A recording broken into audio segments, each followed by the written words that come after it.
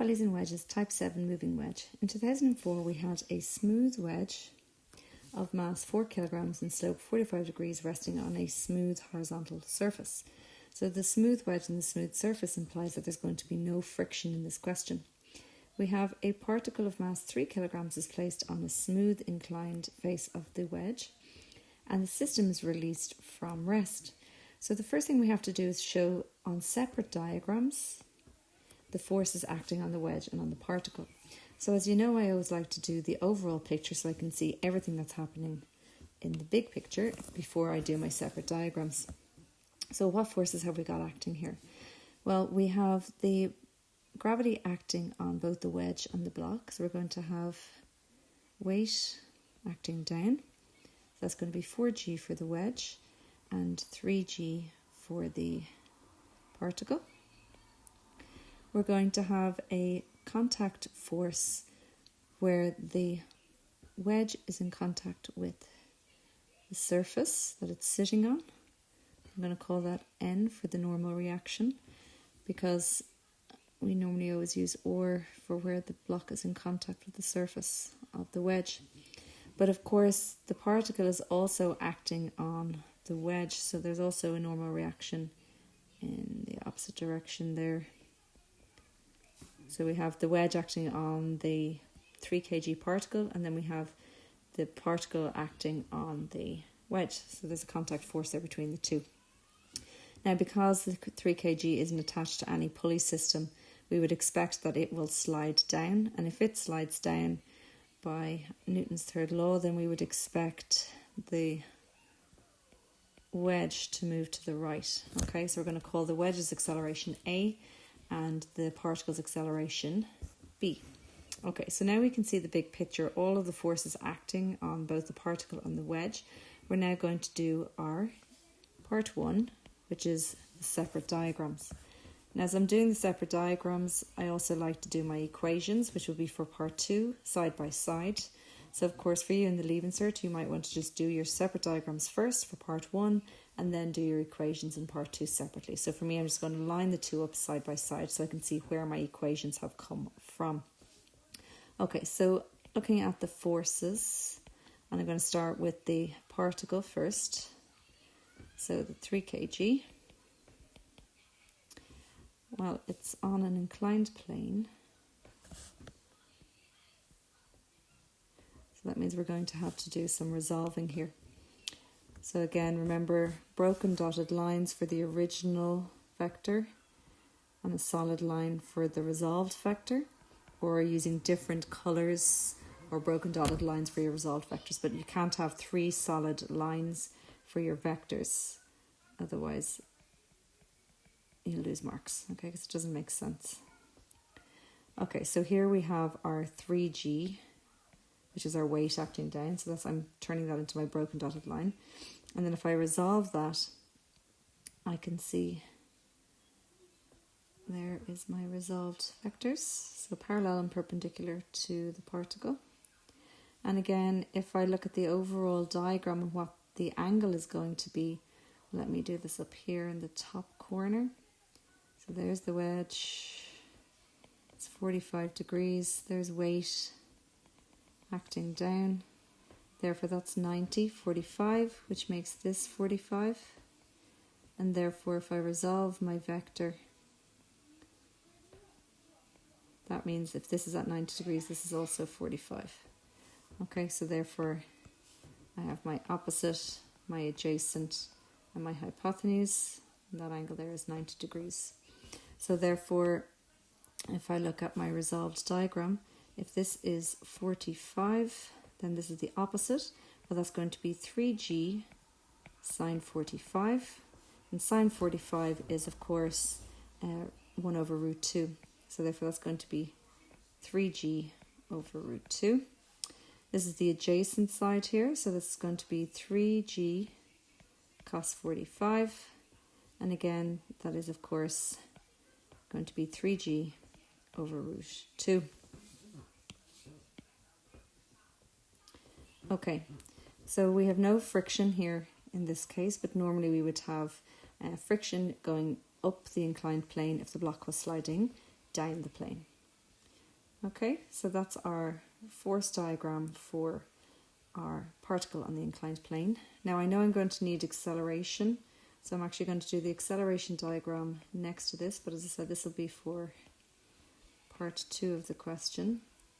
I like doing my diagrams side by side. So if the block is going to slide down the plane with an acceleration b, the problem is as it slides down, the wedge is going to move to the right. So we're actually going to have the particle moving to the right as it's sliding down. Okay, and therefore that's the acceleration of the wedge. So again, if I resolve my vector so that it is parallel and perpendicular to the surface, well, again, this angle here must be 45 degrees. For the same reason that if I look at the overall big diagram, if it's going down and to the right, well, what have we got? We have a transversal cutting 2 parallel lines, and therefore 45 degrees and 45 degrees are corresponding angles. Okay, so therefore that makes this side here the hypotenuse, the opposite and the adjacent, and therefore this is going to be A cos 45 degrees, A sine 45 degrees. Oh, I'm running out of space there. Oh, I can slide that over. Okay. Sorry, just let me undo that there to make it a bit neater there for you, okay? So that would be A sine 45, okay? So that'll be A over root 2 and A over root 2. I'm not going to put any more in that diagram just for space reasons, okay? Now, the next thing I have to do then is I'm going to be setting up my equations based on these 2 diagrams to help me find in part 2 the acceleration, okay? Now I still have to obviously do a separate diagram for my wedge, but I'm going to do that on the next slide, okay? So the first thing we do when we're looking at the wedge questions is we look at parallel to the plane and perpendicular to the plane equations. So what forces are parallel to the plane? Well, the forces parallel to the plane in this case are only going to be weight, because we actually don't have any friction forces in this question. So normally we'd have weight and we'd have friction, or we might have tension if it was attached to a string going over a pulley. But we only have weight, and it's also going in the direction of the acceleration that we said it had, that it was sliding down the block. So therefore, if I'm using my net forces, so my F equals ma, well, my leading force, I'm taking B to be the leading direction, so therefore my leading force would be my weight, but it's not subtracted, nothing has been subtracted from it. So that literally just gives me 3g over root 2 is equal to the mass, well, it's 3 kilograms, times the acceleration. And again, we have to be very careful here, because it is not just B, and it's not A like in the formula. If we look over here in our acceleration diagram, it's going down the plane, so therefore its acceleration is B, but we also have the acceleration relative to the moving wedge, which is A cos 45. So therefore it's actually going to be B, and the A cos 45 is going the opposite direction, so we know what vectors we give it a negative sign for the opposite direction, so therefore that'll be A over root 2. And therefore if I multiply everything across there by root 2, I get 3g is equal to 3 root 2b minus 3a. And I can divide across by 3 there, which gives me root 2b minus a is equal to g. Okay, so that's one equation. Now if I look perpendicular to the plane, and I again look at my net forces, well, what's my direction of motion here, so I know what my leading force is? Well, if I look perpendicular to the plane and I look at my acceleration diagram, there is literally only one acceleration, and that is down. The A sine 45 is pointing downward. Okay, therefore my leading force, if I look at my forces diagram, must be the 3g cos 45. In other words, it's going to be weight minus the reaction equals our mass times our acceleration. And again, our weight will be 3g over root 2 minus our reaction force is equal to the mass, which is our 3 kg. And again, the acceleration, A, is going to be A sine 45, which is A over root 2. And of course, if I multiply everything across by root 2, what that gives me then is 3g minus root 2 or is equal to 3a. So now if I just get or on its own, or I can leave it like this, you can decide yourself which way you want to arrange these equations, how you're going to use them, what way you're going to do your simultaneous equations, okay? So I'm just going to get or on its own, so I'll call that equation 2, okay?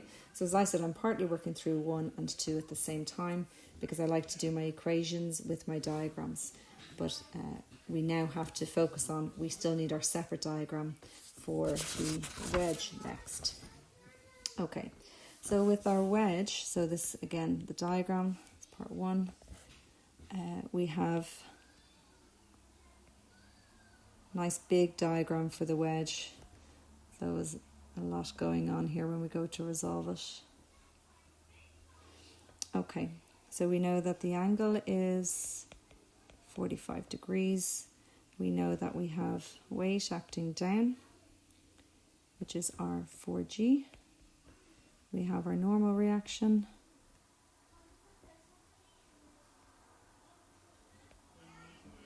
And we have the particle sitting on the block.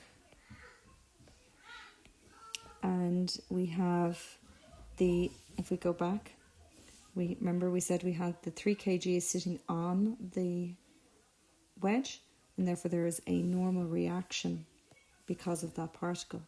So again, that's not a good direction for us if we look at the N and the weight there, they're vertical. Okay, so therefore we need to have our vertical and our horizontal forces here. So we're going to actually resolve this reaction force. So again, going down and then across. So parallel and perpendicular. So therefore that is 90 degrees. So again, if we're looking at, from a geometry perspective, that diagram, okay, if I'm going all the way down there for or, that's 45, that's 90, that's 45, and therefore this angle here must also be 45 degrees, okay? Okay, so 45 degrees, okay? So therefore this makes this side here the opposite and the adjacent, and of course a bit squished here. I should really have, if I zoom in on that diagram a bit for you, if this is the opposite, that'll be or sine 45 degrees, and this one will be the adjacent, so that'll be or cos 45 degrees. And again, cos 45 and sine 45 is 1 over root 2. And we can put that in a second. Okay, so we have our force diagram drawn for our wedge.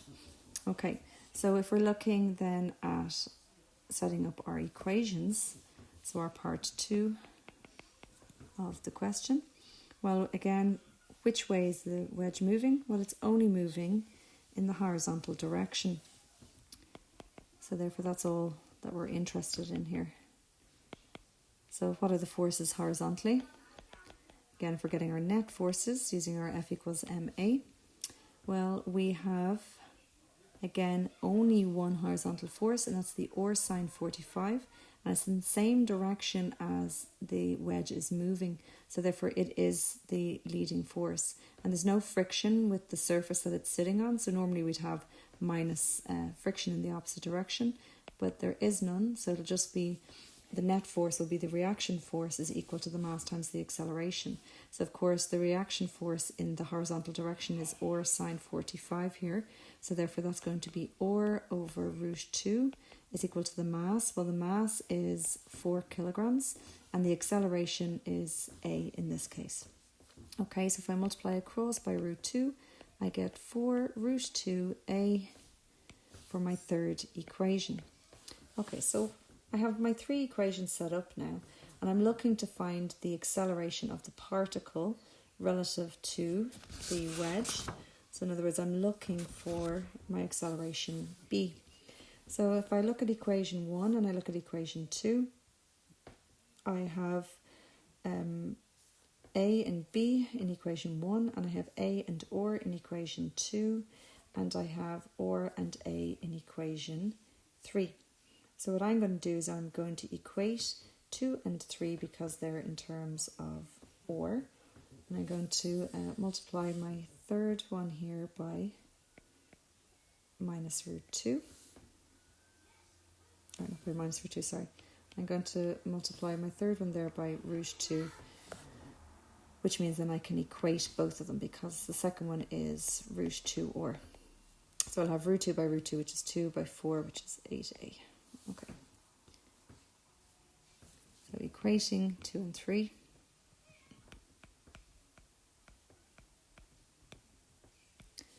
So if I equate 2 and 3, so I have 3g minus 3a is equal to 8a. So I have 11a is equal to 3g, and therefore a is equal to 3g over 11. So this is my acceleration of the wedge, and therefore all I need to do next is sub a into 1 so I can find b, and therefore that's root 2b is equal to a plus g, and that's 3g over 11 plus g, and if I add those two together and then divide across by root 2, that gives me b is equal to 14g over 11 root 2. Okay, so we've found our acceleration of the particle relative to the wedge, and we found the acceleration of the wedge, and we've resolved our forces there in our vector diagrams for the forces acting on both the particle and the wedge. And it's important to note there with your diagrams, you don't have to show the resolved forces on those force diagrams. I'm obviously showing them because I'm using them for setting up my equations. But really important to note that if you are resolving these vectors, that, as I said already, you can't use solid lines for the three vectors. You have to have a broken dotted line for the original vector and solid lines for the other two, or vice versa. Okay, so the third part of the question, well, if we go back, it says, how far has the wedge travelled when the particle has moved a distance of 1 metre down the inclined face? So we're looking for the distance travelled by the wedge when the particle moves 1 metre. Okay, so what information do we have for this? So this is this is part 3. So for the particle, what do we know? Well, we know that it starts from rest. So its initial velocity is 0 meters per second. We know it's going to travel 1 meter. We've worked out the acceleration of the particle is 14g over 11 root 2.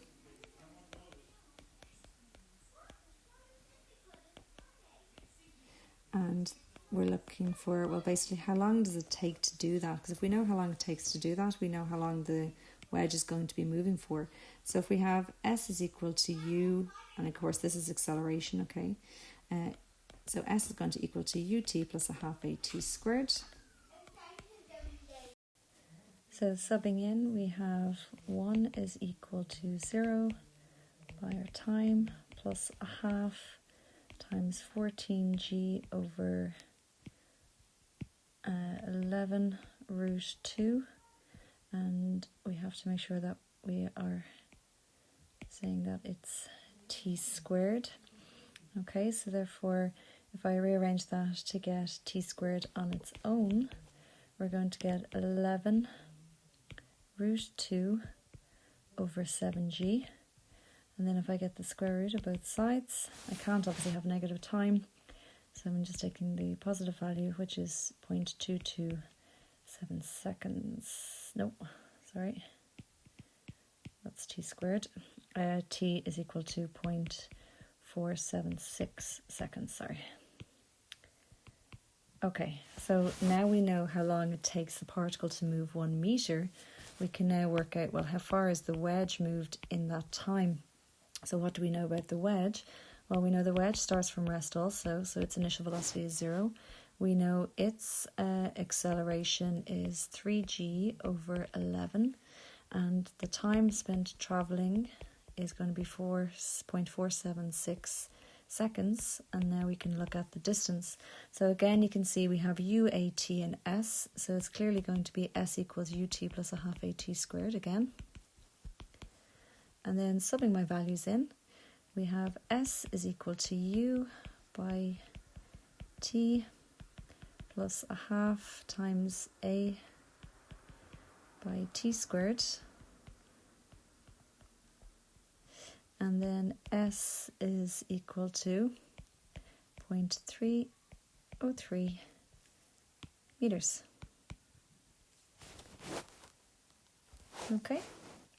So how many marks are we getting for this? Well, this was a 30-mark question. So let's bring that down. So it's 30 marks. And where were we getting our first set of marks for? Well, we were getting 5 for our diagrams this time. So 5 for this diagram here. So resolving our, looking at our force diagrams on the particle and also on the wedge. So the 2 diagrams themselves were 5 this time. So for both diagrams. Okay. So obviously the acceleration diagram, this diagram here, isn't part of those marks. It's just literally the forces acting on the particle and the forces acting on the wedge. And then we're going to get 5 marks for setting up our first 2 equations. Oh, sorry. So for 5, and then we're going to get another 5 for equating the 2. So for equating 2 and 3, we're getting 5 marks, and then we're getting 5 marks for getting out our 2 accelerations. But obviously we were asked for the acceleration B, so this is the main one obviously that we're getting our marks for. And then we were getting 10 marks for part 3 then. So we were getting 5 marks for getting our time out, and 5 marks then for getting the distance travelled. Okay.